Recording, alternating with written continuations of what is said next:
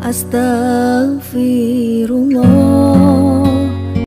Assalamualaikum warahmatullahi wabarakatuh.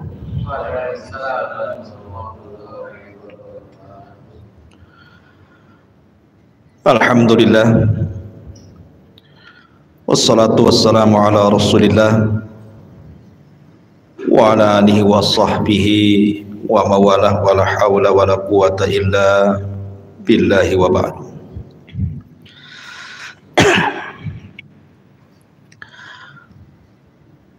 Hadirin dan hadirat yang dimuliakan Allah Subhanahu wa taala.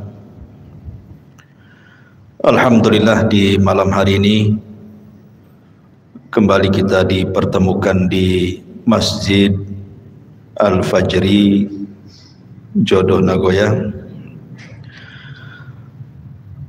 Salat dan salam kita hadiahkan kepada Rasul kita Nabi besar Muhammad sallallahu alaihi wa ala alihi wasallam. Pembahasan di malam hari ini biasa kita mengkaji sirah. Mungkin malam ini kita akan mengkaji tema lain biar tidak bosan. Tema ini cukup menegangkan karena bicara tentang perkara gaib. Saya beri judul kondisi manusia saat dibangkitkan oleh Allah pada hari kiamat. Ma'asyiral muslimin yang dimuliakan Allah Subhanahu wa taala. Kita tahu bahwa salah satu yang wajib diimani adalah beriman dengan adanya hari akhir. Dan hari akhir itu ada arkannya, ada rukun-rukunnya. Dan rukun-rukun hari akhir itu terdapat 5 perkara yang harus diyakini. Yang pertama, kematian. Wajib diimani, karena kita pasti mati. Yang kedua, alam barzah. Harus diyakini. Kemudian yang ketiga, alam mahsyar, bahwa kita akan dibangkitkan oleh Allah Subhanahu wa taala dan dikumpulkan. Kemudian yang keempat, hisab, balasan. Dan yang terakhir adalah al-jaza, kesudahan daripada manusia. Apakah dia layak masuk surga ataukah tidak layak masuk surga. Itulah gambaran beriman dengan hari akhir. Ma'asyiral muslimin yang dimuliakan Allah Subhanahu wa taala. Kita tahu bahwa ketika diutusnya Nabi sallallahu alaihi wasallam menjadi nabi dan rasul, disitulah mulai Israfil meletakkan ujung trompetnya dan siap meniup, menunggu izin dari Allah Subhanahu wa taala. Kenapa Israfil baru meletakkan moncong sangkakalanya saat diutusnya Nabi sallallahu alaihi wasallam? Karena Nabi kita adalah akhirul anbiya, akhir dari seluruh para nabi. Dan kita adalah akhir al-umam, akhir dari seluruh umat. Artinya tidak ada nabi setelah Nabi Muhammad sallallahu alaihi wasallam dan tidak ada umat setelah umat Rasul sallallahu alaihi wasallam. Setelahnya kiamat. Makanya Nabi sallallahu alaihi wasallam ketika suatu hari tidak nyenyak tidur, tidak enak makan, merenung, sahabat heran dan bertanya. Maka Nabi sallallahu alaihi wasallam menjawab, bagaimana mungkin aku bisa nikmat hidup, nikmat tidur, nikmat makan, nikmat minum dan begitu seterusnya. Faqad iltaqama sahibul qarni qarnan. Sementara malaikat Israfil, pemilik sangkakala itu, siap meniupkan trompetnya. Kapan diizinkan Allah, maka dia akan tiupkan itu. Tetapi keadilan Allah Subhanahu wa ta'ala, setiap perkara itu ada muqaddimahnya. Allah Subhanahu wa ta'ala tidak langsung mengkiamatkan alam semesta ini, tapi ada muqaddimahnya yang disebut dengan alamat kiamat kubra. Ada alamat-alamat kiamat besar. Tentu sebelumnya ada alamat-alamat kiamat kecil. Tapi mendekati kiamat ini yang muncul tanda-tanda alamat besar, dan itu jumlahnya 10 tanda. Kalau terjadi 10 tanda ini, maka habislah alam semesta. Secara ringkas, yang pertama munculnya Dajjal. Kemudian yang kedua,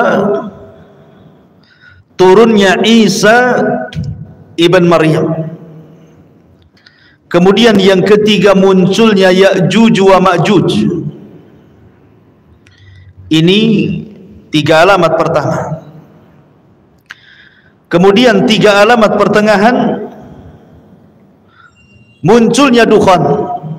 Maksudnya dukhan itu asap yang tebal, yang sangat hitam pekat yang ada di langit. Kemudian setelahnya munculnya matahari dari arah barat. Kemudian setelahnya munculnya binatang dari perut bumi yang disebut dengan dabatun minal ar. Binatang melata bisa bicara, yang menstempel mukmin dan kafir. Ini 3 alamat pertengahan. Maka alamat yang terakhir, 3 gempa. Gempa dari arah barat, gempa dari arah timur, dan gempa di Jazirah Arab, dan ditutup dengan api yang menggiring manusia dari Aden Yaman, dikumpulkan di Syam. Disitulah kiamat dibangkitkan. Inilah 10 tanda kiamat besar. Orang-orang yang beriman tidak akan merasakan tentang adanya kiamat besar, karena orang-orang yang beriman itu sebelum Israfil meniupkan sangkakalanya sudah diwafatkan oleh Allah Subhanahu wa ta'ala dengan cara dikirim angin yang sangat-sangat dingin, kemudian menerpa setiap ketiak orang yang beriman walaupun punya iman sebiji darah, maka akan wafat dengan angin itu. Sehingga tidak ada yang hidup kala itu kecuali orang yang paling jahat, yang paling buruk, yang paling kafir, yang paling syirik kepada Allah Subhanahu wa ta'ala. Nabi SAW bersabda, la taqumus sa'ah illa ala syiraril khalqi. Tidak akan tegak hari kiamat kecuali tegak kepada manusia yang paling buruk yang ada di permukaan bumi. Ma'asyiral muslimin yang dimuliakan Allah Subhanahu wa ta'ala, ketika Allah Subhanahu wa ta'ala izinkan Israfil untuk meniupkan sangkakalanya, maka apa yang terjadi? Al-qari'atu mal qari'ah. Wa ma adraka mal qari'ah? Yauma yakunun nasu kal farashil mabthus. Al-qari'ah itu adalah suara yang keluar dari trompet moncong sangkakala yang ditiup Israfil. Itulah al-qari'ah, diambil dari al-qara, suara yang bisa memecahkan gendang-gendang manusia, dan suara yang bisa mewafatkan semua manusia yang hidup kali itu. Maka sekali tiupan, dan itu menunjukkan kemurkaan Allah Subhanahu wa ta'ala, karena tidaklah mungkin Allah menghancur-hancurkan alam semesta kecuali karena kemurkaannya. Maka kiamat itu karena kemurkaan Allah Subhanahu wa ta'ala. Maka disitulah kita lihat dalam ayat-ayat Al-Quran, di mana wa idzan nujumun tasharat, bintang dijatuh-jatuhkan, wa idzal biharu fujirat, kemudian lautan ditumpah-tumpahkan airnya, kemudian wa idza zulzilatil ardu zilzalaha, kemudian bumi digempa-gempakan. Ma'asyiral muslimin yang dimuliakan Allah Azza wa Jalla, Anda bisa bayangkan ketika terjadi tsunami Aceh, itu hanya sebagian kecil laut yang ngamuk gitu ya, yang marah karena kemarahan Allah Subhanahu wa taala. Dalam hitungan menit bisa menghancurkan bangunan dan melenyapkan banyak nyawa. Itu baru sebagian kecil laut. Ketika terjadi gempa di Jogja, dalam hitungan menit bangunan-bangunan roboh menimpa manusia, bangunan hancur, jiwa-jiwa melayang, dan begitu seterusnya. Begitu juga peristiwa gempa di Lombok, dan saya saksikan sendiri karena saya ke sana. Satu kabupaten rata dengan tanah. Ma'asyiral muslimin yang dimuliakan Allah Azza wa Jalla, ini bagian kecil dari bumi. Bagaimana karena Allah Subhanahu wa taala mengatakan idza zulzilatil ardu zilzalaha. Allah Subhanahu wa taala mengidhafahkan zilzal kepada ha, zilzalaha. Allah tidak katakan zilzalan. Kalau zilzalan artinya sekali gempa, boleh jadi di sini gempa, di situ tidak gempa. Tapi ketika zilzal kemudian diidhafahkan kepada ha yang kembali kata ganti ini kepada bumi, artinya satu bumi gempa. Kalau sudah satu bumi gempa, mau lari kemana? Kalau gempa di Batam bisa lari ke Tanjung Pinang, gempa di Tanjung Pinang bisa lari ke Medan, kan gitu. Tapi kalau di Medan gempa, Tanjung Pinang gempa, Batam gempa, semua daerah gempa, lah mau lari kemana? Maka saat itu tidak ada yang bisa lari, karena di mana-mana gempa. Ya. Ma'asyiral muslimin yang muliakan Allah Subhanahu wa taala, sampai pada waktunya Allah Subhanahu wa taala mewafatkan semua manusia, semua jin, bahkan semua malaikat. Bahkan malaikat maut Allah wafatkan juga. Ketika malaikat maut ditanya, man baki, siapa yang tersisa dari malaikat yang hidup? Kata malaikat maut, tidak ada kecuali abdukal fakir, hambamu yang fakir ini. Maka Allah mengatakan, maut, mati kamu. Sampai malaikat pencabut nyawa pun mati. Ketika itulah Allah Subhanahu wa taala menggulung langit dan mengepal bumi. Dan Allah Subhanahu wa taala berfirman, limanil mulkul yaum, limanil mulkul yaum. Kalian tahu sekarang siapa yang berkuasa? Kalian tahu sekarang siapa yang berkuasa? Tidak ada yang jawab, karena tidak ada yang hidup masalahnya. Tidak manusia, tidak jin, tidak malaikat. Makanya Allah Subhanahu wa taala menjawab sendiri, lillahil wahidil qahar. Kekuasaan itu hanya milik zat yang satu, dialah zat yang maha perkasa lagi kuat, Allah Subhanahu wa taala. Ma'asyiral muslimin yang dimuliakan Allah Subhanahu wa taala, Abi Hurairah radhiyallahu an pernah ditanya tentang jarak tiupan sangkakala pertama dengan sangkakala kedua itu berapa waktunya.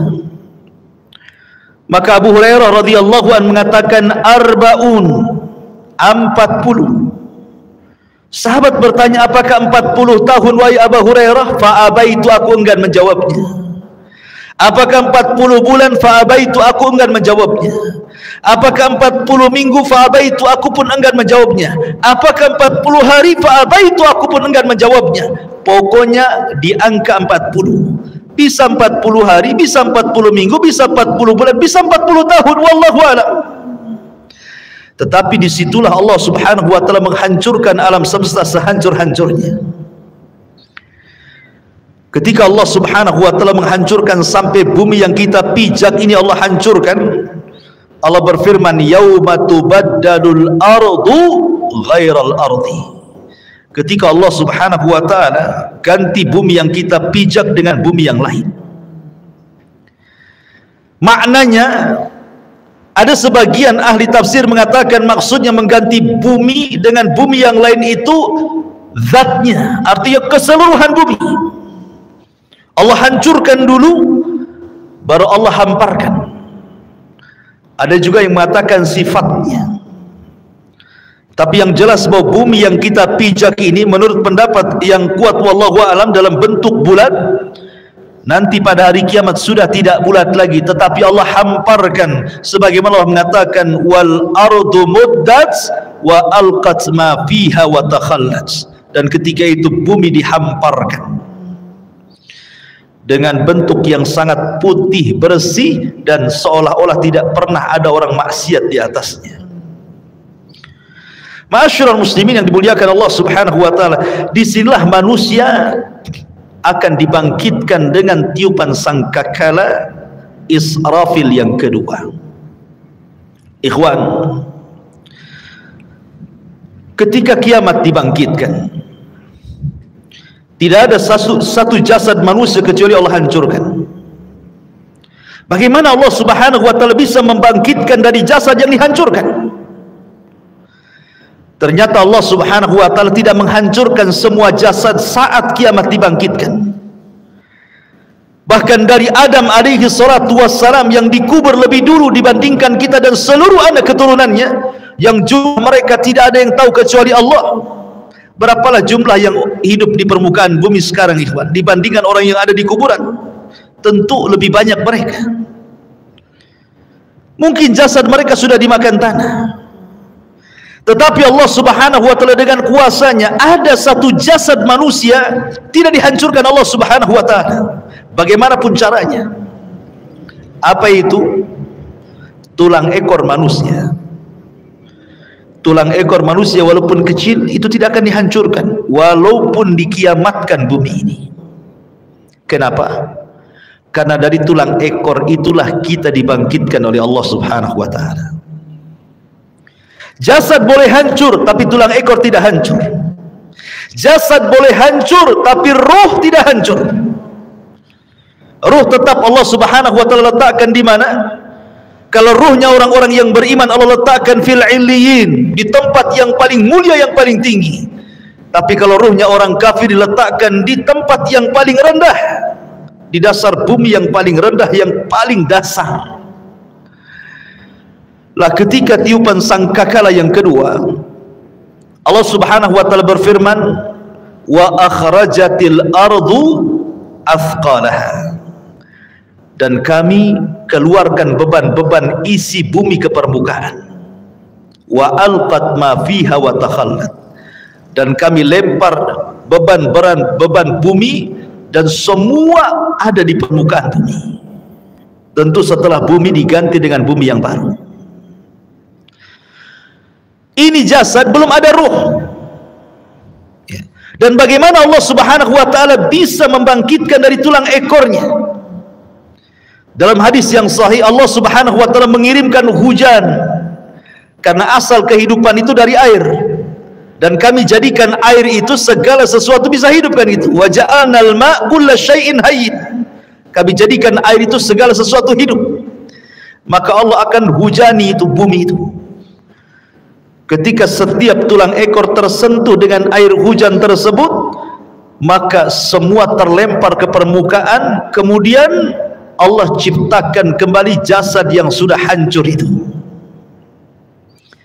Di situ Allah Subhanahu wa taala katakan, wa idzan nufusu zuwizat. Ketika Allah lesatkan setiap ruh-ruh yang diletakkan di illiyin kalau dia ruhnya mukmin, dan roh-roh yang ada di sijin kalau dia kafir munafik, dilesatkan semuanya. Subhanallah, tidak ada yang tertukar. Roh masuk ke jasad-jasadnya yang pernah dia tempati di bumi, semua akan melesat di situ.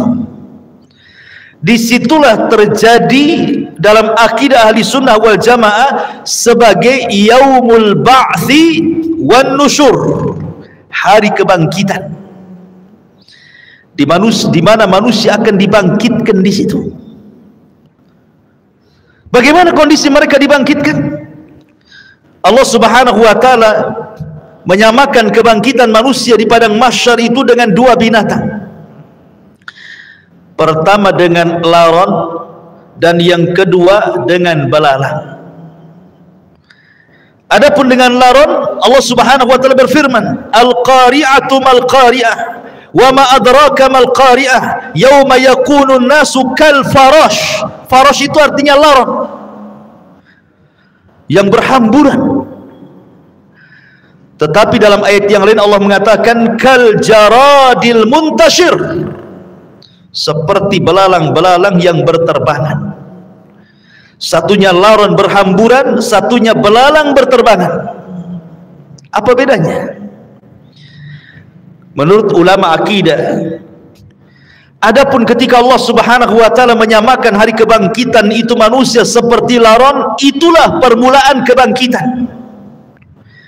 Di mana ketika manusia bangkit, ikhwan, manusia itu tidak tahu harus kemana, karena padang pasir itu la ma'lama fi, tidak ada tanda sama sekali, karena tanah itu putih bersih, tidak ada tanda sama sekali. Ketika di dunia banyak tanda, ini desa, ini kecamatan, ini ibu kota, ini gang, ini jalan, ini lorong, dan begitu seterusnya.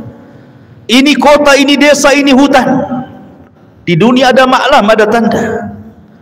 Tapi di akhirat tidak ada tanda. Masalahnya, Anda mau lari kemana? Mau cari rumah siapa? Sementara ketika Allah Subhanahu wa taala ganti bumi itu datar, tidak ada yang meninggi, tidak ada yang merendah, tidak ada gunung, tidak ada bukit, tidak ada lembah, semua datar. Kenapa Allah ciptakan seperti itu? Supaya menampung manusia sejak zaman Adam sampai yang terakhir mati. Kalau sekarang bumi dalam bentuk sekarang dibangkitkan sejak Adam sampai sekarang, mungkin bumi tidak akan cukup, karena ada tempat-tempat yang tidak layak dihuni, kan gitu. Tetapi ketika bumi didatarkan, tidak ada yang meninggi, tidak ada yang merendah, tidak ada gunung, tidak ada bukit, tidak ada lembah, semua orang bisa bangkit di situ. Ma'asyiral muslimin yang dimuliakan Allah Azza wa Jalla, ketika awal bangkit itulah Allah mengatakan seperti laron. Antum perhatikan laron, apabila ada lampu datang laron. Laron ini kalau terbang tidak ada aturan. Nabrak kawannya, tiba-tiba besoknya sudah sayapnya bertebaran di mana-mana, jatuh sana kemari, kan? Begitulah kondisi laron. Itulah awal kebangkitan. Manusia lari ke sana, lari ke sini, tidak tahu kemana harus dituju, nabrak sana, nabrak sini. Baru setelah kemudian ada panggilan di satu titik, agar mereka mendekati kepada panggilan yang Allah Azza wa Jal perintahkan malaikat untuk memanggil, barulah mereka tertib mengarah ke satu titik. Itulah yang disebut dengan jaradil muntashir, seperti belalang. Karena belalang ini kalau terbang bersama koloninya, dia jelas kemana arahnya. Makanya Allah Subhanahu wa taala menyebutkan dengan dua binatang, belalang dan laron, baru ke satu titik. Ma'asyiral muslimin yang dimuliakan Allah Subhanahu wa taala, di sini ada peristiwa yang luar biasa. Saat terjadi kiamat, ikhwan, semua bintang dan galaksi dijatuhkan dan ditubruk-tubrukan, kecuali dua bintang yang tidak dijatuhkan. Pertama matahari dan bulan tidak dijatuhkan. Justru matahari yang tidak mungkin berjumpa dengan bulan, karena ketika terbenamnya matahari muncul bulan, ketika bulan kemudian terbenam muncul matahari. Tidak mungkin bulan berjumpa dengan matahari. Tapi nanti pada hari kiamat Allah katakan wa jumi'asy syamsu wal qamar, Allah gabungkan matahari dan bulan jadi satu. Inilah makhluk yang Allah Subhanahu wa taala kemudian diletakkan di atas kita 1 mil pada hari kiamat. Sampai rawi hadis ragu-ragu tentang bahasa mil dalam hadis itu. Apakah mil itu maknanya jarak? Ya, ada meter, ada kilo, ada mil.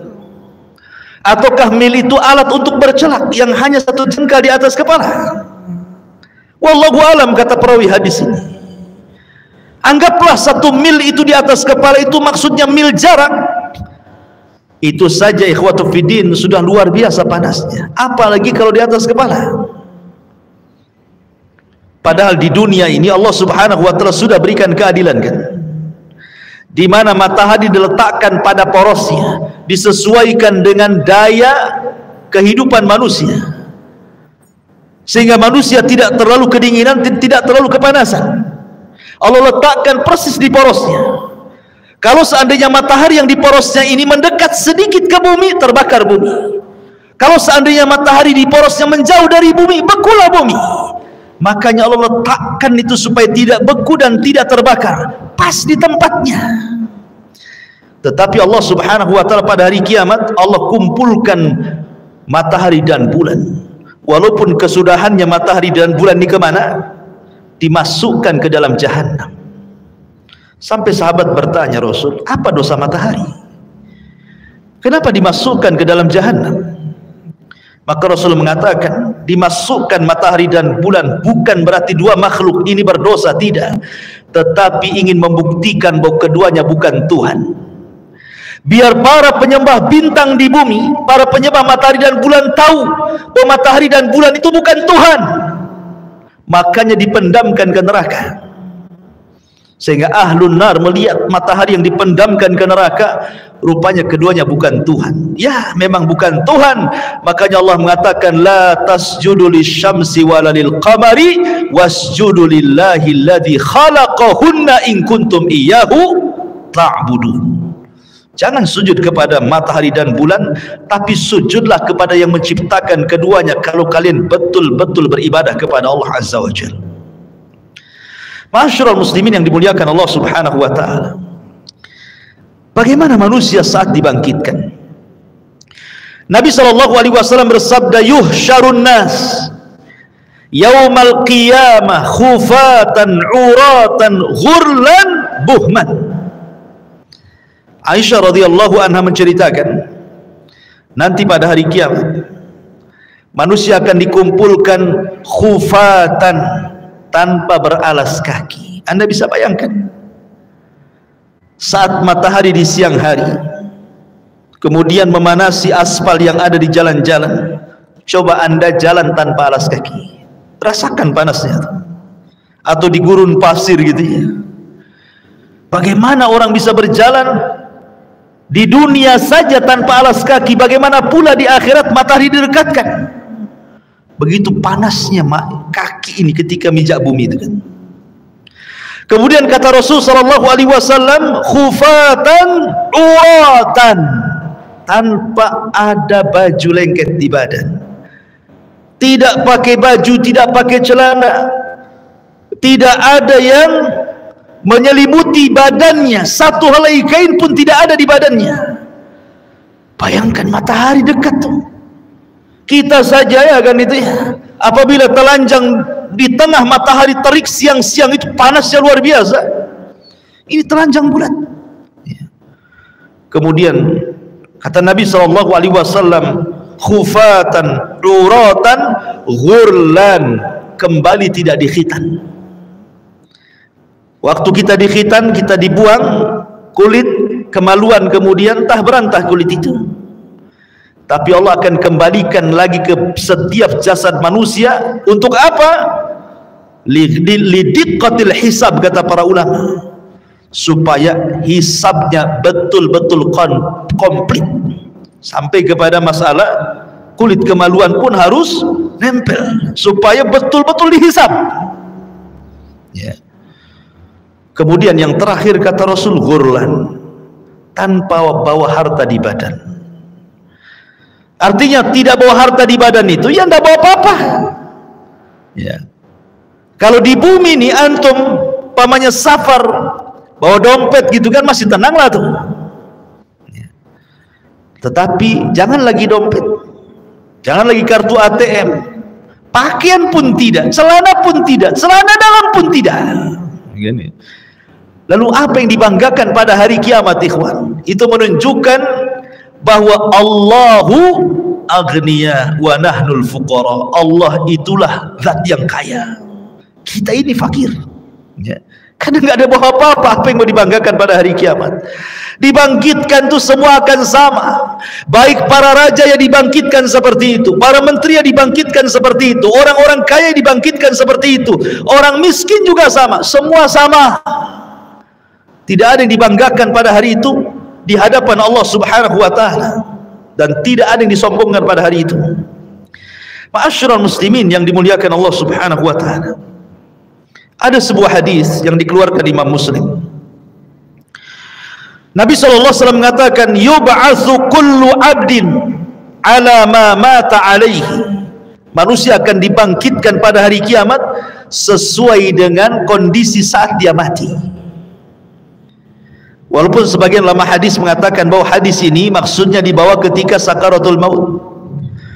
Bahwa manusia itu saat kematiannya disesuaikan dengan kebiasaan hidupnya, gitu maksudnya. Kalau kebiasaan hidupnya dia baik, insya Allah akan diwafatkan dengan cara husnul khatimah. Kalau kebiasaan hidupnya jahat, bisa saja dia diwafatkan dalam su'ul khatimah. Tapi ada juga yang mengatakan dari kalangan muhaddithin bahwa hadis ini berbicara tentang kebangkitan. Manusia itu akan dibangkitkan sebagaimana saat dia mati. Makanya Nabi SAW, kenapa ketika orang-orang yang haji itu, yang masih menggunakan kain ihram, kemudian qadarullah meninggal, kata Nabi SAW, suruh dikafani dengan ihramnya kan? Karena dia akan bangkit pada hari kiamat, dan dia akan menggunakan pakaian itu sambil mengucap labbaik Allahumma labbaik. Kemudian ketika Nabi SAW menguburkan para syuhada, mereka tidak dimandikan, tidak dikafankan, tidak disolatkan, langsung dimasukkan ke dalam liang lahat dengan pakaian mereka yang masih berlumuran darah, karena mereka akan dibangkitkan seperti itu, dan darah-darah mereka menjadi saksi syuhada mereka. Dan saat dikubur, maka malaikat mungkar dan nakir tidak akan bertanya soal siapa Tuhanmu, siapa nabimu, apa agamamu. Kenapa? Karena kata Nabi SAW, kafa, cukuplah bibariqatis suyuf, kilatan-kilatan pedang saat jihad, fitnah bagi dia, sehingga tidak ada fitnah kubur lagi. Ma'asyiral muslimin yang dimuliakan Allah Azza wa Jalla, bahkan pada hari kiamat Abu Sa'id Al-Khudri radhiyallahu anhu mengatakan, nanti pada hari kiamat ada orang-orang yang diseret dengan wajahnya. Subhanallah. Kita di bumi berjalan dengan kedua kaki, tapi nanti saat dibangkitkan ada manusia-manusia berjalan kakinya di atas, kemudian wajahnya diseret, wajahnya di bawah, jalan dengan kepalanya. Sahabat bertanya, ya Rasulullah, wahai Rasul, kok ada orang yang seperti itu? Maksudnya kok bisa, bukankah di dunia dia berjalan dengan kakinya? Maka Nabi mengatakan, alaisa alladhi amshahu ala rijlaihi fid dunya qadiran ala an yamshiyahu ala wajhihi yaumal qiyamah. Kata Nabi SAW, bukankah ketika di bumi dia bisa berjalan dengan kedua kakinya, siapa yang menjadikan dia bisa berjalan seperti itu? Allah. Maka sebagaimana Allah mampu menjalankan manusia di bumi dengan kedua kakinya, maka Allah pun mampu menjalankan dengan wajahnya pada hari kiamat. Dan mereka orang-orang kafir. Bahkan subhanallah, al-jaza min jinsil amal, ikhwan. Balasan itu sesuai dengan amalannya. Ada manusia saat dibangkitkan itu kecil, ya. Di tengah manusia yang besar-besar, dia dibangkitkan seperti semut, sehingga dia harus terseok-seok menghindari langkah kaki orang yang lari ke sana kemari. Lihatlah semut kecil kan. Kalau seandainya kita melihat semut kecil kemudian kita jalan, terkadang ada semut yang kita injak. Jadi ada ketika dibangkitkan itu, manusia dibangkitkan seperti seekor semut kecil sekali. Dia harus terseok-seok ke sana kemari menghindari injakan-injakan manusia yang lari ke sana kemari. Siapa mereka? Mereka al-mutakabbirun, orang-orang yang sombong. Sebagaimana Nabi SAW bersabda tentang mereka, bahwa orang-orang yang sombong akan diciptakan seperti biji zarah pada hari kiamat.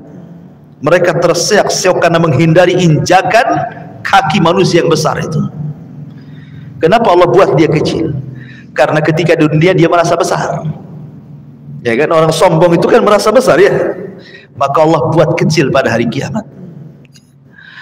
Ada juga ma'asyiral muslimin yang dimuliakan Allah Azza wa Jalla, ketika dia bangkit, dia kemudian tersiak-siak kayak orang mabok, tidak tahu harus kemana. Dan mereka adalah para pemakan riba. La yakumuna illa kama yakumul ladzi yatakhabbathu asyaitanu minal mas.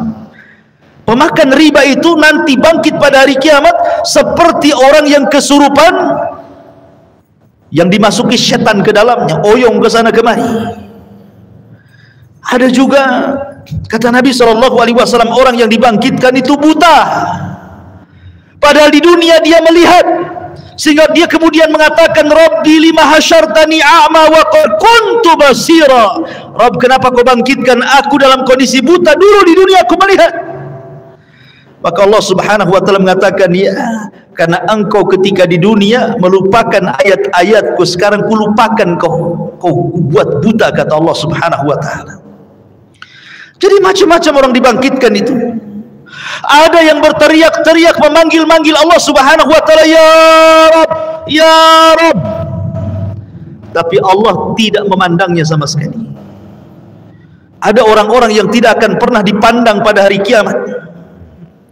Bahkan tidak akan diberikan rahmat, bahkan sudah disediakan azab yang pedih. Subhanallah ya kawan. Kalau sampai kita tidak dipandang oleh Allah Subhanahu wa taala, berarti kita akan merasakan peritnya neraka jahanam. Siapa mereka? Kata Nabi SAW, salasatun la yukallimuhumullahu yaumal qiyamah wala yuzakkihim wala yanzuru ilaihim walahum adzabun alim. 3 orang tidak akan diajak bicara pada hari kiamat, tidak akan disucikan, tidak akan dilihat, bahkan azab sudah menunggu mereka. Pertama, syekhun zanin, sudah tua tapi suka berzina, menunjukkan akhlaknya buruk. Kemudian yang kedua, malikun kadzab, raja pendusta, penguasa para pendusta, mendustakan rakyatnya. Wa'ilun mustakbir, sudah miskin sombong pula dia. Kemudian juga Rasul mengatakan, salasatun la yukallimuhumullahu yaumal qiyamah. Ada juga orang-orang yang tidak akan diajak bicara oleh Allah Subhanahu wa taala, tidak akan disucikan, tidak akan dilihat. Bagi mereka azab yang pedih. Al-musbil, orang yang melembrehkan pakaiannya di bawah mata kaki. Al-mannan, orang yang suka mengadu domba ke sana kemari. Al-munfik sil'atahu bil halifil kadib, seorang pedagang untuk melariskan dagangannya berdusta dengan sumpah kepada Allah Azza wa Jalla. Mereka tidak akan diajak bicara, mereka tidak akan dilihat oleh Allah Subhanahu wa taala. Termasuk juga rajulun atau rajulan au imra'atun fi duburi, atau seseorang laki-laki yang melakukan homoseksual, tidak akan diajak bicara, tidak akan disucikan, tidak akan dilihat oleh Allah. Atau seorang laki-laki yang berhubungan lewat dubur istrinya, tidak akan diajak bicara, tidak akan disucikan, bahkan tidak akan dilihat oleh Allah Subhanahu wa taala. Termasuk juga imra'atun la tashkuru li zawjiha, istri yang tidak pernah bersyukur kepada suaminya. Istri yang tidak pernah bersyukur kepada suaminya, apabila suaminya mendatangkan banyak kebaikan, hanya satu kesalahan dia bisa mengatakan engkau tidak pernah berbuat baik. Bersyukur kepada suaminya. La yanzurullah ila imra'atin la tashkuru li zawjiha, Allah tidak akan melihat kepada seorang wanita yang tidak pernah syukur kepada suaminya. Jadi ada orang-orang yang tidak akan dilihat Allah. Dia panggil-panggil ya Rabb, ya Rabb, Allah tidak peduli dengan orang itu.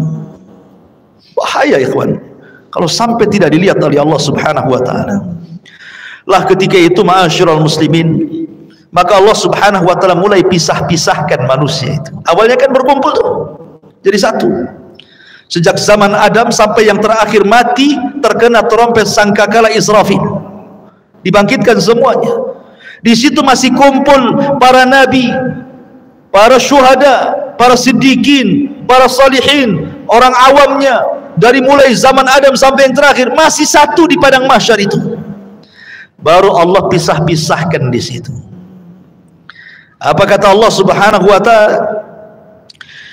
Kata Allah Subhanahu wa taala, "Hei, siapa yang di antara kalian ketika di dunia menjadi para pemimpin yang adil, keluar kalian. Kemari, berdirilah di bawah arsy Allah Subhanahu wa taala, kalian mendapatkan naungan." Kemudian dia panggil lagi, "Hei orang-orang yang ketika di dunia hatinya terikat dengan masjid, kemari keluar dari situ. Di sini kalian mendapatkan naungan dari arsy Allah Subhanahu wa taala." Kemudian dipanggil lagi, "Hai orang-orang yang ketika di dunia suka berinfak sampai tangan kirinya tidak tahu diinfakkan tangan kanannya, sedekahus sir. Kemari keluar. Kamu harus bergabung di sini. Kau mendapatkan naungan arsy Allah Subhanahu wa taala." Kemudian juga dipanggil yang lainnya, "Wahai anak muda yang ketika di dunia menjaga kehormatannya, tidak mau berzina karena takut kepada Allah, keluar, gabung di sana. Di sana kau mendapatkan naungan arsy Allah Subhanahu wa taala." Termasuk kalian yang saling mencinta karena Allah, membenci karena Allah, keluar, gabunglah kau di situ. Itulah yang disabdakan Nabi sallallahu alaihi wasallam, "Sab'atun yudhilluhumullahu fi dhillihi yauma la dhilla illa dhilluh." 7 orang yang akan mendapatkan naungan di hari yang tidak ada naungan kecuali naungan Allah Subhanahu wa taala. Mereka akan dikeluarkan, ya, akan dikelompokkan sesuai dengan amalan mereka, gitu maksudnya. Termasuk ahli sedekah, karena sedekah itu as-sadaqatu, bahwa sedekah itu akan mendapatkan naungan pada hari kiamat. Ma'asyiral muslimin yang dimuliakan Allah Subhanahu wa taala, lalu berapa waktu mereka harus tinggal di padang mahsyar itu? Ulama mengatakan bahwa mereka akan tinggal di padang mahsyar itu 50 alfasana, 50.000 tahun. Tentu 50.000 tahun ini berlaku kepada orang-orang kafir, berlaku kepada orang-orang munafik dan orang-orang mujrim. Tapi orang-orang yang beriman tidak. Hisab mereka cepat. Kenapa? Karena usianya juga pendek. Kata Nabi SAW, "A'maru ummati baina sittina wa sab'in." Usia umatku itu berkisar 60 sampai 70 tahun saja. Karena usianya pendek, hisabnya pun cepat.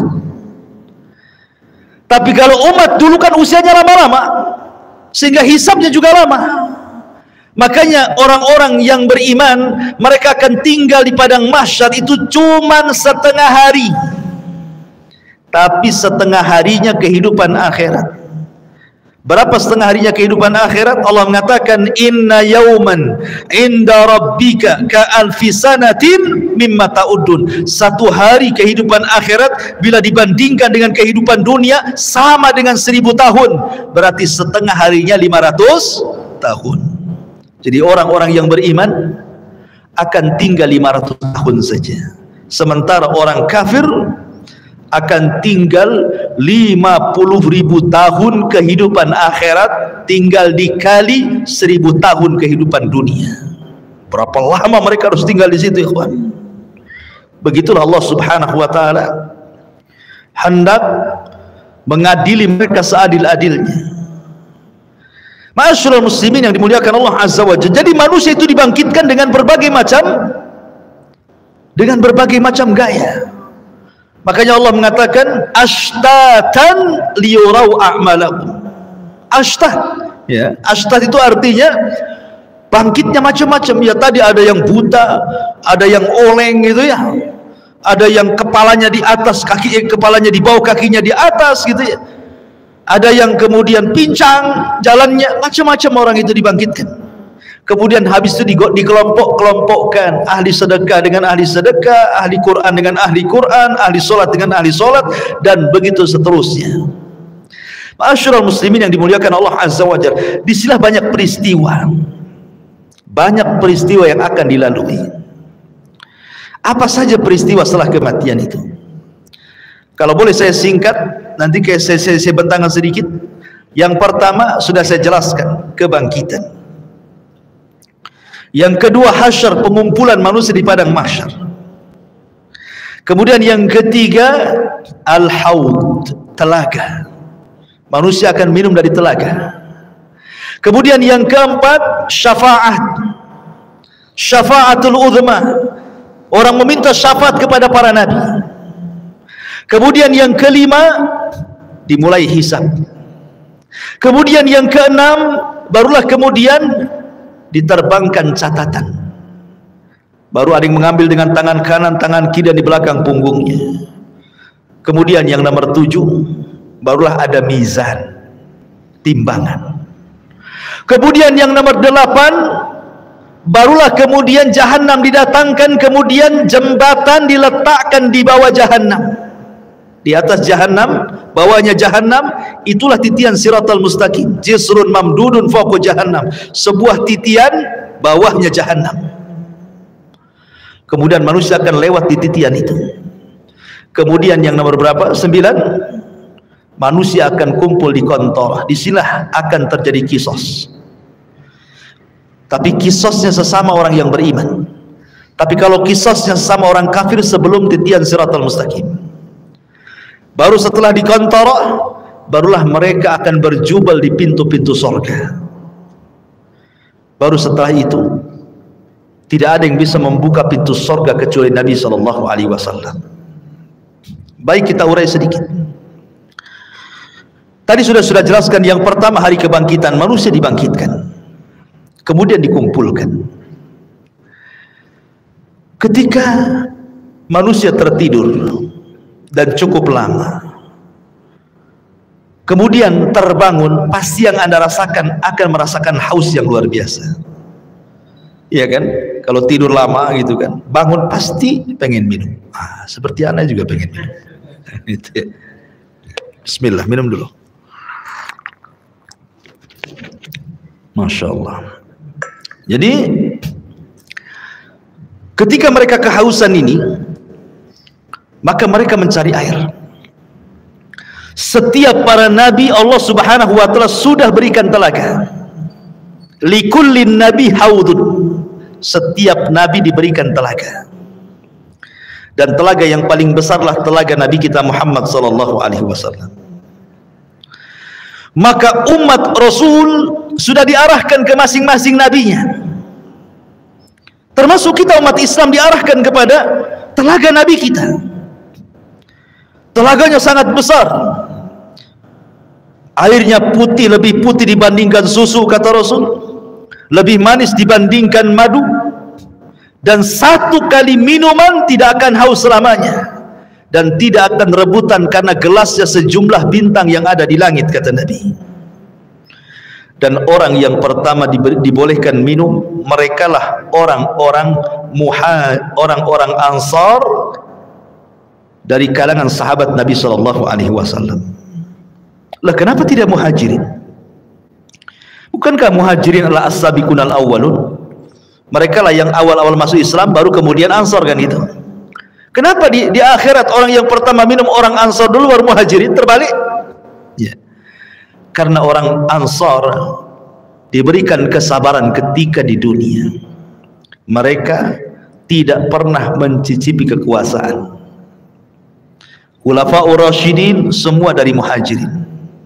Abu Bakar Muhajirin, Umar Muhajirin, Uthman Muhajirin, Ali Muhajirin, Hasan bin Ali Muhajirin. Ganti ke kekuasaan kerajaan. Raja yang pertama Muawiyah ibn Abi Sufyan Muhajir. Runtuhnya Bani Umayyah, berdiri Bani Abbasiyah, semua dari Mekah Muhajirin. Semua kekuasaan itu dari Muhajirin. Orang Ansar itu tidak pernah jadi raja, mereka jadi rakyat. Makanya kata Nabi SAW, sabarlah kalian, kalian akan mendapatkan nanti raja-raja yang zalim. Boleh jadi mungkin yang menguasai kalian itu raja-raja zalim. Tapi kesabaran kalian akan mendapatkan hasil sampai kalian menemui aku di mana? Di telagaku, kata Nabi. Makanya mereka orang yang pertama minum. Orang-orang Ansar atau penduduk Yaman yang awal-awal masuk Islam, baik dari kalangan manusia atau kalangan jinnya. Ya. Baru setelah itu Muhajirin, baru setelah itu para ulama, baru setelah itu umumnya umat Rasul, sampai yang terakhir datang sekelompok umat Rasul hendak minum. Tiba-tiba dihalau para malaikat, tidak boleh. Nabi SAW kasihan dan mengatakan, ummati itu umatku, biarkan wahai malaikat, biar dia minum. Tapi kemudian Rasul diberitakan bahwa mereka tidak layak minum. Kenapa? Ya Muhammad, innaka la tadri ma ahdatsu ba'daka innahum ghayyaru wa baddalu. Wahai Muhammad, engkau tidak tahu apa yang terjadi sepeninggalmu. Mereka itu sudah merubah ajaran-ajaranmu. Mereka itu sudah menjauhi sunnah-sunnahmu. Mereka tidak layak minum dari telagamu. Makanya ulama mengatakan orang yang tidak akan minum dari telaga Rasul, pertama orang murtad, tidak akan minum. Yang kedua orang munafik, tidak akan minum. Yang ketiga orang yang mereka selalu menyelisih sunnah Rasul dari kalangan ahli bidah. Kemudian yang keempat, para murtakib al-kabair, orang-orang yang senantiasa terus melakukan dosa besar. Mereka tidak layak minum dari telaga Nabi SAW. Ya. Padahal ikhwan, meminum dari telaga Rasul itulah yang menentukan nasib kita saat di padang mahsyar. Karena ketika matahari didekatkan, kita merasa haus. Sementara Rasul mengatakan siapa yang meminum satu teguk saja dia tidak akan haus selamanya, kan? Artinya bisa meringankan beban saat matahari dekatkan sebenarnya. Ya. Baru setelah kemudian mereka minum, ada yang minum, ada yang tidak. Kemudian mereka berkumpul lagi di padang mahsyar, dibiarkan oleh Allah Subhanahu wa taala. Dengan matahari didekatkan, kemudian keringat dicucurkan, sampai-sampai keringatnya membanjiri, sampai kalau seandainya ada perahu dijalankan, perahu bisa jalan di keringatnya. Karena ada yang tenggelam selutut, ada yang tenggelam sepusat, ada yang tenggelam sedada, ada yang tenggelam setelinga, ada yang tenggelam betul-betul dengan keringatnya, sesuai dengan amalannya. Ya. Ma'asyiral muslimin, ini menakutkan karena kumpulnya mereka saja sudah menakutkan. Kenapa menakutkan? Karena ketika di kuburan saja mereka sudah takut. Kan kalau orang-orang yang beriman masuk kuburan itu dibentangkan surga, ya kan? Ketika dia sanggup menjawab pertanyaan malaikat, siapa Tuhanmu? Allah. Siapa Nabimu Muhammad? Apa agamamu? Islam. Allah akan mengatakan dari langit, an sadaqa abdi, hambaku telah benar. Kalau begitu, bentangkan pintu dari surga, hantarkan makanan, hantarkan minuman, hantarkan pakaian, hembuskan angin dari surga supaya wangi kuburannya, kan itu. Artinya dia bisa melihat surga di kuburan. Tapi orang kafir, munafik dan ahli dosa, ketika dia tidak sanggup menjawab apa kata Allah, sempitkan kuburan sesempit-sempitnya, kan itu. Kemudian bentangkan neraka di hadapannya. Makanya ketika kemudian terjadi hari kiamat, mereka sudah melihat neraka saat di kuburan tuh. Makanya mereka sudah ketakutan luar biasa. Dari situlah akhirnya kemudian ketika Allah biarkan saja di padang mahsyar seperti itu, mulailah orang-orang berakal di antara mereka datang kepada Adam. Ya Adam, anta abul bashar, kau ini bapak manusia. Isfa' lana ila rabbik, mintalah syafaat kepada Rabbmu. Ala tara ila ma nahnu fi, tidakkah kau iba kepada kami, lihat kondisi kami. Tapi Adam mengatakan tidak bisa, karena aku sudah pernah melakukan maksiat sehingga Allah murka, dan kemurkaannya tidak pernah terjadi sebelum dan sesudahnya. Sebaiknya kau kenuh saja, datang kepadamu. Sama juga jawabannya. Kata Nuh, sebaiknya kau datang kepada Ibrahim. Sama pula jawabannya. Tidak bisa juga. Kata Ibrahim, sebaiknya kau datang kepada Nabi Musa. Musa pun sama. Bahkan kata Musa, sebaiknya datang kepada Isa.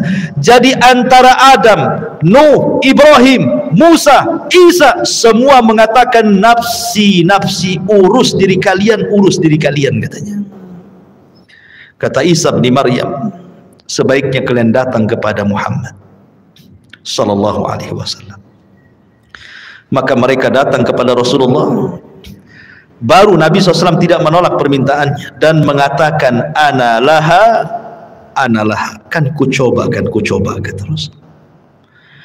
Maka Nabi SAW berangkat sendiri, kemudian mendekati arsy Allah, kemudian sujud di bawah arsy dengan sujud yang sangat lama. Kemudian Allah datang dan mengatakan irfa ra'saka ya Muhammad. Kata Allah Subhanahu wa taala, angkat kepalamu wahai Muhammad. Sal qul tusma, sal tu'ta, ishfa tushaffa. Katakan kau didengar, minta kau diberi, mintalah syafaat, ku beri kau syafaat, kata Allah.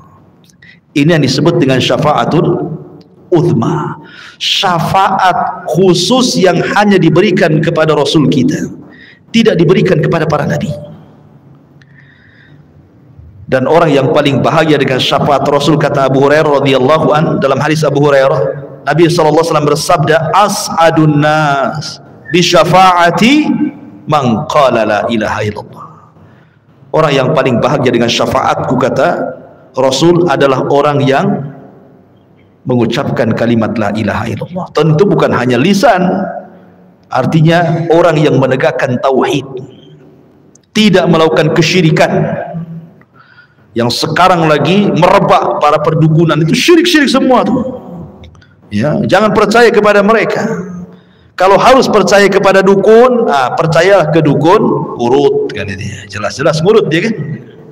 Nggak ada mantranya yang ngurutnya. Dukun bayi, ya kan. Kalau dukun santet nggak usah percaya. Dukun ramal apalagi. Ya.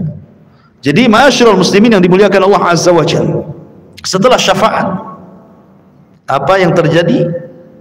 Setelah syafaat ardul a'mal, Allah akan memperlihatkan amalan kita, ikhwan. Liyurau a'malahum, Allah akan perlihatkan amalan kita. Makanya ada hadis yang mengatakan nanti pada hari kiamat akan didatangkan manusia membawa pahala sebesar Bukit Tihamah. Coba bayangkan, Bukit Tihamah itu besar. Ya, lebih besar daripada Uhud, cuman lebih kecil daripada Uhud. Cuman kata Nabi, nanti pada hari kiamat ada orang bawa pahala sebesar Bukit Tihamah. Diperlihatkan amalannya besar sekali. Tiba-tiba kemudian amalan itu dihilangkan. Gara-gara apa? Karena orang itu suka bermaksiat sendirian. Dia bermaksiat sendirian. Kok bisa maksiat sendirian? Nah, inilah ini alat maksiat sendirian. Nah, ini alat maksiat sendirian. Cukup saya dan handphone saja. Itu maksiat sendirian, dalam kamar sendirian, nyumpet apa antum ya. Entah lagi nyebar hoax di situ. Copy paste hoax, ya kan? Atau apalah yang dilihat di situ.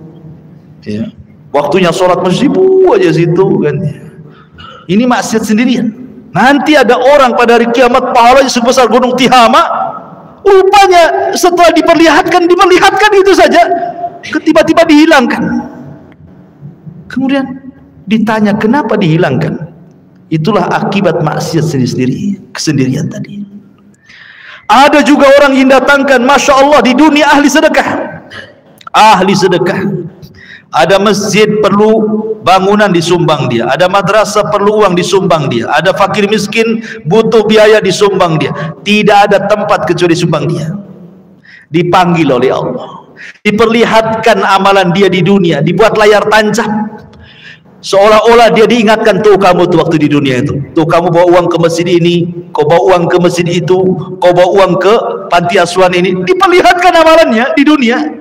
Kemudian Allah mengatakan, betul itu kamu tuh yang jalan ke sana kemari? Oh iya, dengan bangganya. Itu saya, wahai Rabb. Ya. Kemudian Allah mengatakan, untuk apa kau amalkan itu? Maka dia mengatakan, saya bersedekah untukmu ya Rabb. Kata Allah, kadzabta, dusta kamu. Kadzabta, dusta kamu. Engkau bersedekah itu supaya engkau dianggap dermawan, engkau bersedekah itu supaya engkau dianggap pemurah, engkau bersedekah itu supaya dipuji manusia. Kadzabta, dusta kamu. Akhirnya malaikat bawa ini seret dia ke neraka. Didatangkan lagi para mujahidin, kemudian diperlihatkan bagaimana saat jihad dia banyak membunuh musuh, akhirnya dia mati syahid. Diperlihatkan sama Allah itu, betul kamu itu? Oh iya, itu saya, wahai Rabb. Apa yang melakukan? Ustushhidu fik, aku mati syahid karenamu ya Rabb. Kata Allah, kadzabta, dusta. Itu bukan. Kau ini perang hanya supaya orang menganggap kau pahlawan saja, kau pemberani, supaya dikenang orang. Tidak. Kadzabta, dusta kamu. Seret, masukkan dia ke neraka. Didatangkan lagi orang pakar Quran, alim bil Quran. Sehari-harinya dia baca Quran, dia ajarkan Al-Quran, dia baca Quran, dia tegak kepada Allah dengan Al-Quran. Diperlihatkan, betul kamu itu yang semalaman salat dengan membaca Al-Quran? Oh iya, itu saya, wahai Rabb, katanya. Untuk apa kau lakukan? Oh, qara'tu fikal Quran, aku baca Quran untukmu ya Rabb. Kadzabta, dusta kamu membaca Quran itu supaya manusia menganggap kau qari, ahli pakar Quran, hebat dalam Quran, dan begitu seterusnya. Kadzabta, dusta kamu. Seret ke neraka. Jadi ada orang-orang yang diperlihatkan amalannya, itu disebut ardul a'mal namanya. Baru setelah ardul a'mal masuk pada perkara hisab. Ikhwan, hisab ini mencakup pertama orang kafir, kedua orang munafik, ketiga orang yang beriman. Adapun orang kafir ada yang mengatakan tidak dihisab. Apa yang mau dihisab? Amalannya sudah lebur-lebur. Makanya Allah mengatakan a'maluhum karamadin istaddat bihi, amal mereka sudah habis, ludas di dunia saja nggak diterima. Lalu apa yang mau dihisab? Ada yang berpendapat tidak akan dihisab orang kafir, langsung ke jahanam. Tapi ada yang mengatakan tetap dihisab, hanya sekedar formalitas untuk menunjukkan keadilan Allah Subhanahu wa taala. Orang munafik lebih jahat dibandingkan orang kafir. Maksudnya munafik i'tiqad ya, bukan munafik amal. Apa bedanya munafik i'tiqad dengan amal? Kalau munafik i'tiqad itu zahirnya Islam, hatinya kafir. Jadi dia masuk Islam dengan badannya, keluar dari Islam dengan hatinya. Tapi kalau munafik amal ini masih muslim, dia hanya meniru sifat munafik. Kalau ngomong dusta, kalau janji khianat, itu munafik amal namanya. Beda ya. Dia tidak dikeluarkan dari Islam. Jadi munafik yang dikeluarkan dari Islam itu yang mendohirkan Islam, menyembunyikan kekufuran, seperti orang-orang orientalis dan begitu seterusnya ya. Karena ada orang-orang misionaris yang ingin memurtadkan kaum muslimin, pura-pura masuk Islam gitu ya. Adapun hisabnya orang-orang mukmin ada dua. Ada yang disebut dengan hisaban yasira, mudah hisabnya. Ada yang disebut dengan hisaban asira, sulit hisabnya. Apa bedanya? Kata Nabi SAW, hisab yang mudah itu, orang ini akan ditanya oleh Allah Subhanahu wa taala semua apa yang dilakukan dia di dunia, tetapi dia tidak diwajibkan untuk menjawab, hanya mengiyahkan saja. Betul kamu zina? Iya. Betul kamu rampok? Iya. Betul kamu ini? Iya. Betul kamu itu? Iya. Betul kamu sholat? Iya. Betul kamu puasa? Ya, gitu saja ya. Habis itu Allah tutupi aibnya dan Allah ampuni dosanya. Itu hisab yasir, mudah. Tapi hisabnya ada yang sulit. Bagaimana caranya? Ketika dia tanya soal amalannya, dia bantah. Dia membantah Allah. Kamu juri? Enggak. Itu bantah namanya. Korupsi? Enggak. Jadi sehingga harus datangkan saksi. Kata Nabi SAW, manukisha udzib. Siapa yang ketika dihisab ada bantah-bantahan, maka akan diazab orang ini ya. Itulah disebut hisaban asir, hisab yang sulit. Kalau dia sampai bantah-bantahan, berarti dia mendapatkan hisab yang sulit. Tapi kalau tidak ada bantah-bantahan, dia hanya sekedar ikrar, menetapkan apa yang ia lakukan saja, habis itu Allah tutup dan Allah ampuni, berarti dia mudah hisabnya ya. Itulah yang disebut dengan hisab mudah dan hisab sulit. Lah setelah kemudian manusia dihisab, baru terjadi tatayurus suhuf. Suhuf diterbangkan, Disuruh kita mengambil catatan kita masing-masing. Orang-orang yang beriman dengan bangganya dia ngambil dengan tangan kanannya. Kemudian dia mengatakan kepada manusia, "Iqra kitabak," lihat bukuku, baca katanya. Dia sudah tahu isinya apa. Tetapi orang-orang kafir, dia ambil dengan tangan kirinya dan dia mengatakan, "Duhai, kiranya aku tidak pernah punya catatan seperti ini." Datang orang munafik, diambil lagi dari belakang punggung dengan tangan kirinya lagi. Ya. Baru setelah itu terjadi mizan, timbangan. Apa yang ditimbang? Badannya, amalannya, dan catatan yang dibawanya. Faman thaqulat mawazinu fahuwa fi isyatir radiyah. Kalau berat timbangan kebaikannya, dia akan mendapatkan kehidupan yang diridhoi oleh Allah. Faman khaffat mawazinu fa ummuhu hawiyah wa ma adraka ma hiya narun hamiyah.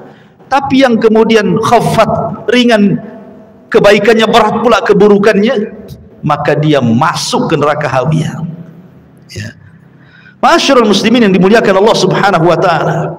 Baru setelah proses mizan, timbangan, baru kemudian Allah Subhanahu wa taala akan datangkan apa? Jahannam. Allah mengatakan waji'a bi jahannam. Pada hari itu akan didatangkan neraka jahannam. Waji'a bi jahannam yauma idzin yatadzakkarul insan. Ketika jahannam dihadirkan, barulah ingat manusia, kenapalah di dunia saya seperti ini, seperti itu. Kemudian malaikat akan datang bersaf-saf, wal malaku saffan saffa. Disitulah Allah Subhanahu wa taala akan datang dan akan mengajak bicara satu persatu hamba-hambanya. Ada yang diajak bicara, ada yang tidak diajak bicara, sebagaimana sudah saya jelaskan tadi.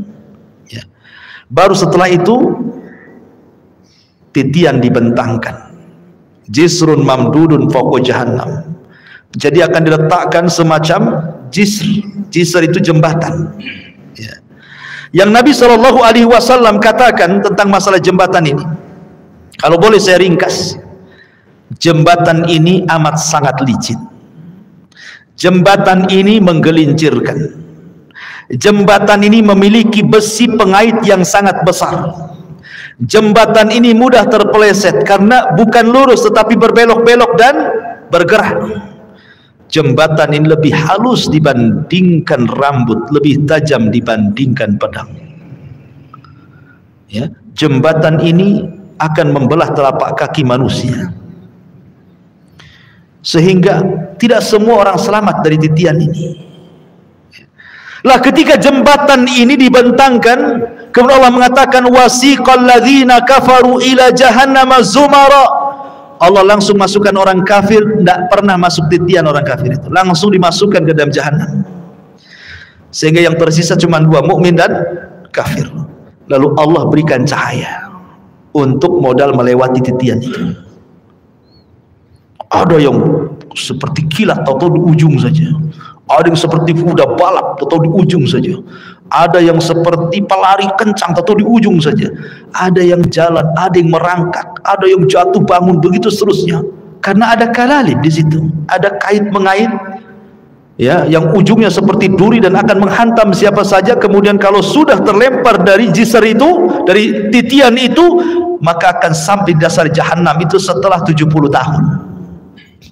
Karena Rasul yang mengatakan, ketika ada suara dor gitu kan, Rasul mengatakan di hadapan para sahabat, tahu nggak kamu suara apa itu? Sahabat nggak tahu. Itulah batu yang dilempar dari atas titian setelah 70 tahun baru sampai sekarang dasarnya katanya. Naudzubillah. Ya. Ma'asyiral muslimin yang dimuliakan Allah Azza wa Jalla. Baru setelah kemudian mereka bisa menyeberangi titian, ada yang berhasil, ada yang tidak.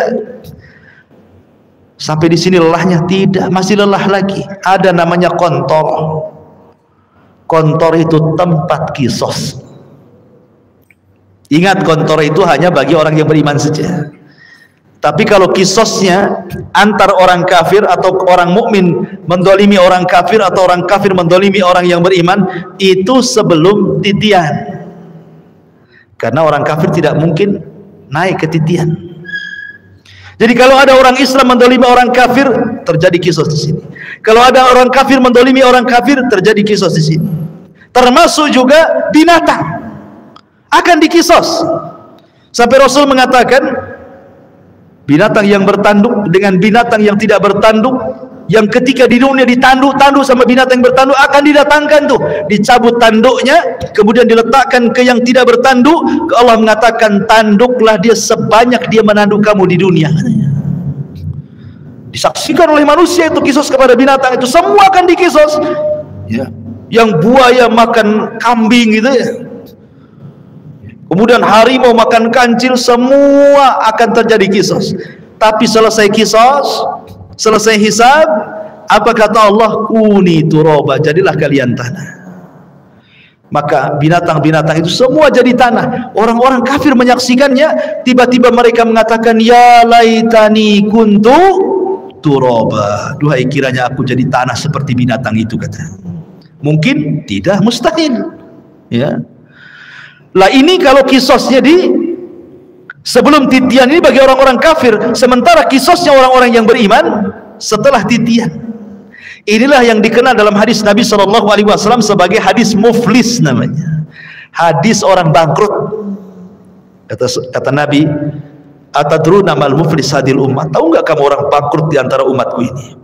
Sahabat ya polos saja, orang bangkrut ya orang gulung tikar, usahanya kolab, nggak punya dinar, nggak punya dirham. Oh, itulah orang bangkrut katanya. Kata Nabi, bukan. Orang bangkrut itulah orang yang datang dengan pahala salat, pahala puasa, pahala zakat, pahala-pahala lain-lainnya. Di satu waktu dia pernah mendolimi si fulan, mencaci maki, memukul si fulan, menumpahkan darah si fulan, mengambil harta si fulan, dan begitu seterusnya. Di sini terjadi antara barter pahala dan dosa. Jangan ke situ dulu kamu, sini. Dulu kau memukul saya. Mana pahalamu? Diambil pahalanya. Mau pergi lagi ke pintu surga, tunggu dulu. Dulu kamu mencaci maki saya. Sini pahalamu. Berangkat lagi, tunggu dulu. Dulu kau yang menginjak kaki saya. Tunggu dulu. Akhirnya banyak orang yang minta pahala dia, habis pula pahalanya. Ketika habis pahalanya, masih ada juga, ingat gak? Dulu kok yang ambil uang saya. Sini pahalanya. Saya tak ada pahala. Tak apa kok tak ada pahala, aku punya dosa, nih dosaku ambil. Gitu kan? Datang lagi. Dulu kau pernah menzalimi saya, mana pahalamu? Ndak punya, nggak apa-apa, nih dosaku ambil. Bayangkan coba. Makanya Rasul mengatakan orang ini disebut orang bangkrut. Kalau ibarat pedagang itu modal habis, hutang pula numpuk. Orang ini habis pahalanya diberikan orang, dosa pula ditanggung dia, itu maksudnya ya. Makanya disebut bangkrut orang ini. Kalau masih tersisa pahalanya, ada kesempatan masuk surga. Kalau tidak, dicemplungi lagi ke neraka. Di sini terjadi kisos, ikhwan, antar orang yang beriman. Bahkan yang mengeri adalah kisosnya pembunuhan. Karena awal yang pertama dihisab oleh Allah itu, kalau hak manusia adalah masalah darah. Dan itu ketika proses hisab itu, yang pertama kali hak manusia adalah darah. Tapi kalau hak Allah, salat. Yang pertama dihisab kalau hak Allah adalah salat. Tapi kalau hak hamba, masalah darah. Kata Abdullah ibn Abbas radhiyallahu anhu, orang-orang yang dibunuh itu akan membawa kepala, tangan kirinya diambil kepalanya. Jadi dia berjalan tanpa kepala. Walaupun ketika di dunia dibunuhnya bukan dipenggal kepalanya, mungkin diracun, mungkin dicekik, mungkin diapa gitu ya, mati. Tapi nanti pada hari kiamat orang-orang yang dibunuh tanpa kepala berjalan menghadap Allah, dan tangan kirinya membawa kepalanya sambil bercucuran darah di lehernya. Kemudian tangan kanannya membawa pembunuhnya dihadapkan kepada Allah. Kemudian dia mengatakan, ya Rabb, sal hadza lima qatalani. Ya Rabb, tanya orang ini, kenapa dia sampai membunuh? Tanya, ya. Karena pembunuhan itu kan sebagaimana sabda Rasul nanti di akhir zaman, al-qatil la yadri fi ma qatal wal maqtulu la yadri fi ma qutil. Orang yang membunuh bingung kenapa dia bisa membunuh, orang yang dibunuh lebih bingung lagi kenapa saya bisa dibunuh. Karena dalam Islam itu aturan bunuh membunuh sudah ada, qisas. Atau dia berzina dan sudah menikah, atau karena dia murtad, dijelaskan begitu ya. Tapi gara-gara rebutan parkir bunuh-bunuhan, gara-gara waris bunuh-bunuhan, gara-gara masalah sedikit utang piutang bunuh-bunuhan, ini akan terjadi qisas. Dan qisas ini akan diulang. Walaupun di dunia qisas ini berlaku, tetap akan diulang. Karena yang namanya qisas itu belum memuaskan sebuah keadilan, walaupun sesuai dengan syariat Islam. Apalagi tidak sesuai dengan syariat Islam. Yang sesuai dengan syariat Islam saja tidak memenuhi keadilan. Contoh, si A membunuh si B, yang satu preman, yang si B ini orang soleh. Si B ini dia penopang keluarganya, yang satu ini preman. Dibunuhlah orang baik ini, kemudian datang ke mahkamah Islam, diponis qisas, dibunuh premannya, akhirnya sama-sama mati kan. Tapi bagi keluarga belum ada keadilan. Ini yang mati orang baik ya, ketika dia sudah meninggal akhirnya terputuslah nafkah ke keluarganya. Ini yang preman dibunuh lagi, yang keluarganya aja nggak suka dia preman, biarkannya dia mati kan. Jadi belum memenuhi keadilan kan hati kita ini.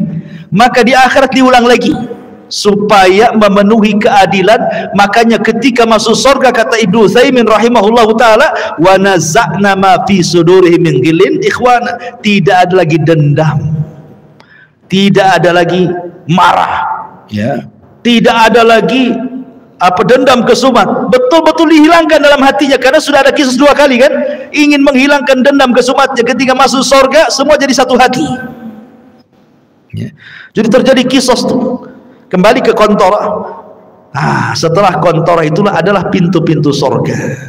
Disitulah manusia berjubel di pintu-pintu surga. Kata Rasul, sayati alaikum zaman kadidu minaz ziham, akan datang waktunya manusia berdesak-desakan di pintu surga. Tidak ada yang bisa membuka pintu surga. Sampai pun Adam tidak bisa membuka pintu surga, kecuali Nabi kita Muhammad SAW. Ana awal man aftatihu babal jannah, saya orang yang pertama kali membuka pintu surga. Ketika Rasul buka pintu surga, tiba-tiba ada wanita mau mendahului masuk ke dalam surga ya. Ada perempuan lari mau mendahului Nabi masuk surga. Kata Rasul, tunggu dulu, siapa kamu? Maka wanita dia mengatakan, saya wanita yang merawat banyak anak yatim ya. Dari sini kata para, lihat bagaimana para pengkafil yatim berdua sama masuk ke dalam surga. Itulah yang dinamakan ana wa kafilul yatim fil jannati kahataini. Aku dan para perawat anak yatim itu seperti ini di surga, kata Nabi. Ya kan? Tetapi yang jelas bahwa di sini Rasul yang pertama kali masuk surga ya bukan wanita ini. Cuma dia mau bersama Nabi, mau mendahului Nabi, cuma di stop kan itu ya. Bagaimanapun yang pertama membuka pintu surga Rasul, yang pertama masuk ke dalam surga pun Nabi sallallahu alaihi wasallam. Adapun kehidupan di surga tentu kehidupan yang luar biasa, karena bagaimanapun Rasul yang mengatakan a'dadtu li ibadis salihin ma la ainun ra'at wa la udhunun sami'at wa la khatara ala qalbi bashar, itu ya. Aku siapkan di surga itu kenikmatan yang tidak pernah dilihat mata, didengar telinga, terlintas pun tidak. Subhanallah ya. Ma'asyiral muslimin yang dimuliakan Allah Subhanahu wa taala, surga itu bertingkat-tingkat. Ada sebuah hadis ketika menjelaskan tentang keutamaan qari'ul Quran, para penghafal Quran atau para penggemar membaca Quran. Kata Nabi sallallahu alaihi wasallam, ini di surga nih, Iqra wartaq warattil kama kunta turattil fid dunya fa inna manzilataka inda akhiri ayatin taqra'uha. Kata Rasul menjelaskan nanti di surga Allah akan memerintahkan para penghafal Quran atau orang-orang yang gemar membaca Quran, bacalah. Subhanallah, Quran ini bukan hanya dibaca di dunia, di surga pun dibaca ya. Bacalah, naiklah Karena nanti ahli sorga itu akan diberikan rop-rop sayap di belakangnya untuk naik ke tingkatan-tingkatan di atas. Naiklah, terbanglah, ya. Dan pelankan bacaanmu, tartilkan bacaanmu. Sebagaimana kau di dunia mentartilkan bacaan Quran, di sorga pun kau tartilkan. Nanti akhir kedudukanmu di sorga sesuai dengan akhir ayat yang kau baca di dunia, kata Nabi. Kata Ibnu Taimiyah, Syekhul Islam Ibnu Taimiyah, ketika memberikan catatan kepada hadis ini, bahwa tingkatan di sorga itu sejumlah ayat dalam Al-Quran. Berapa ayat dalam Al-Quran itu? 6.500 kurang lebih. Itu jumlah ayat dalam Quran itu 6.500 kurang lebih. Artinya tingkatan di sorga itu ya segitulah jumlahnya, 6.500 kurang lebih. Yang 100 tingkatan disediakan oleh Allah untuk para mujahidin fisabilillah, lebihnya sesuai dengan amalannya. Berarti di sini menunjukkan bahwa sorga itu banyak, 650 lebih, 6.500 tingkatan lebih. Sementara satu sorga itu luasnya selangit dan di sebumi, dan satu tingkatan ke tingkatan berikutnya itu perjalanan 500 tahun. Semakin tinggi sorga, semakin indah tingkatannya. Karena sorga itu sifatnya darajat tangga ke atas. Kalau neraka itu sifatnya darokat, tangga ke bawah makin jelek. Kalau sorga ke atas makin baik, gitu maksudnya. Makanya orang naik lebih lelah dibandingkan orang terjun. Coba lu terjun, tinggal jegur aja kan. Naik, capek sampai ke atas, ya kan? Makanya ke sorga itu perlu tenaga, perlu lelah, perlu letih. Ke neraka enggak perlu, tinggal jegur aja antum ke situ. Jadilah antum penduduk neraka. Nggak perlu antum beli, nggak perlu antum bayar, nggak perlu pakai uang, dan nggak perlu sekolah. Orang maksiat itu nggak perlu sekolah. Kalau ibadah itu perlu sekolah karena ada ilmunya. Sholat aja ada ilmunya. Gimana takbiratul ihram, apa yang mau dibaca? Maksiat nggak perlu sekolah, nggak perlu S2 maksiat itu. Tamat TK aja bisa maksiat. Makanya tidak lelah orang masuk neraka itu, tapi enak. Itulah makanya ikhwatu fiddin, kenapa sorga itu dibaluti dengan makari, hal-hal yang tidak suka, sementara neraka itu dibaluti oleh syahwat, hal-hal yang orang suka masuk ke situ, ya. Lah sorga yang bertingkat-tingkat ini Allah subhanahu wa ta'ala berikan kepada siapa? Orang-orang yang masuk ke dalam sorga sesuai dengan tingkatannya. Bahkan di sorga itu minimal satu orang itu mendapatkan 2 istana. Paling sedikit orang yang masuk sorga itu dapat 2 istana. Dapat 2 istana. Kalau seandainya di dunia antum dapat 2 rumah di Sukajadi yang paling dalam, yang paling mewah itu, wah udah senang sekali. Tapi sayang rumah di Sukajadi nggak seberapa dibandingkan rumah di surga. Cuman karena nggak kelihatan, makanya malas untuk bangun rumah di surga. Maunya di dunia saja karena nampak gitu ya. Lah jadi paling sedikit orang masuk surga itu, setiap orang mukmin masuk surga minimalnya 2 istana Allah berikan. Kenapa? 1 istana solid milik dia, 1 istana itu milik orang kafir yang masuk neraka, diwariskan kepada orang yang beriman. Tilkumul jannah uristumuha, itulah surga yang diwariskan kepada kamu. Jadi minimalnya 2. Dan Allah mengatakan waliman khafa maqama rabbihi jannatan, bagi yang takut kepada Rabbnya maka dia Allah berikan 2 surga. Tapi kita bisa lebih daripada hanya 2 istana. Bahkan setiap hari antum bisa menambah istana itu dengan mudah. Kata Rasul, barang siapa yang membaca qul huwallahu ahad Allahus samad lam yalid walam yulad walam yakul lahu kufuwan ahad 10 kali dalam sehari semalam, banallahu lahu baitan fil jannah, Allah akan bangunkan antum istana di surga tanpa modal. Cukup baca qul hu 10 kali. Modal? Tidak. Modal ngomong saja. Kalau antum bangun rumah sak jelek-jelekan di kos-kosan, keluar uang pondasi, uang bata, uang batu, uang semen, uang spandek, uang keramik, macam-macam. Cukup kulhu 10 kali jadi itu istana di surga. Tapi baca kulhu aja malas, ya kan? Karena nggak nampak masalahnya. Coba kalau seandainya saya kasih rumah antum, nggak usah di Sukajadi, di Ban Kampung 1. Tapi kulhunya jangan 10, 5.000. Oh, langsung pada daftar tuh biasanya. Siap Ustaz, 5.000 kulhu, baca kulhu. Yang penting dapat rumah saya. Itu di dunia ya kan. 5.000 kulhu dia baca loh. Ini tidak perlu 5.000 kulhu, 10 saja dapat loh di sorga. Tidak mau baca juga. La haula wala quwwata illa billah. Jadi itulah memang namanya keimanan kepada yang gaib, itu memang perlu keyakinan. Makanya kenapa dalam awal surah Al-Baqarah itu ciri orang yang bertakwa itu yang pertama kali beriman dengan gaib. Ya, yang gaib itu harus diimani. Sebab kalau tidak beriman yang gaib, ya tadi akhirnya nggak yakin dengan sorga. Bukti nggak yakin dengan sorga, Allah pilih amalan-amalan yang bisa membangunkan insan di sorga, nggak juga orang tertarik. Ada bangun masjid nih, ya. Kan bangun insan di sorga tidak harus satu masjid dia bangun, satu sak semen pun jadi itu antum bangun rumah di sorga, satu keping keramik pun jadi, satu lonjor besi pun jadi, nggak juga nyumbang. Oke, ini modal Ustaz, saya tidak ada duit. Ya tadi yang nggak modal ya kulhu itu 10 kali, tak ada modal itu aja masih susah baca kulhu. Atau yang nggak modal lagi, ya, sholat duha 12 rakaat kata Rasulullah, banallahu qasran fil jannah. Siapa yang sholat duha 12 rakaat, Allah bangunkan istana di sorga. Nggak juga antum sholat duha. Ya. Lalu apa lagi? Ya. Masyarul muslimin yang dimuliakan Allah, banyak amalan-amalan nggak modal. Itulah karena kurang yakinnya kita dengan perkara gaib itu. Tapi kalau soal perdukunan yang gaib-gaib yakin tuh.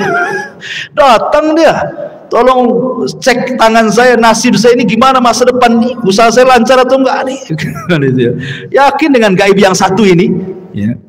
Masyarul muslimin yang dimuliakan Allah Azza wa Jalla. Jadi surga yang bertingkat-tingkat itu, maka tingkatan tinggi semakin baik semakin baik.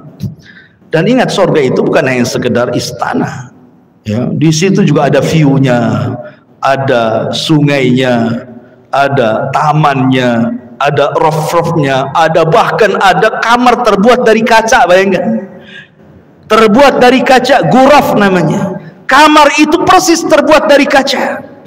Yura dhahiruha batinuha. Orang dalam melihat keluar, orang luar melihat ke dalam. Ya bahasa kita rumah kaca lah. Kan sekarang kan lihatlah rumah-rumah minimalis itu kan cantik tuh kalau dikasih kaca itu kan. Di mana tuh ghuraf itu? Di atas. Kalau kita ini di dunia bangun satu bangunan di atas, harus ada tiang dari bawah nopang tuh. Di sorga tak ada. Tak ada tiang, ya gitu saja kamar. Ustaz, gimana saya kesananya katanya? Antum pikir antum di sorga kayak apa? Terbang antum ke sana. Ya. Karena semua binatang di sorga itu, jangankan kita, binatang di sorga semua terbang. Makanya bahasa Quran itu lahmi tair. Tair itu artinya burung. Ya, daging burung gitu ya. Jadi semua binatang itu kata para ulama terbang di sorga itu. Tidak ada binatang melata kayak di bumi itu berjalan di, tidak ada, semua terbang. Antum aja terbang. Ya. Masyarul muslimin yang dimuliakan Allah, intinya bahwa kalau cerita tentang surga nggak ada habisnya. Kita akan terhayal ke sana. Kalau cerita neraka sudahlah Ustaz, sekali aja lah. takut katanya. Intinya bahwa inilah manusia saat kebangkitan. Mudah-mudahan ada manfaatnya. Insyaallah kita lanjutkan dan kesempatan. Subhanakallah bihamdika asyhadu an la ilaha illa anta astaghfiruka wa atubu ilaik. Allahu ta'ala alam. Assalamualaikum warahmatullahi wabarakatuh.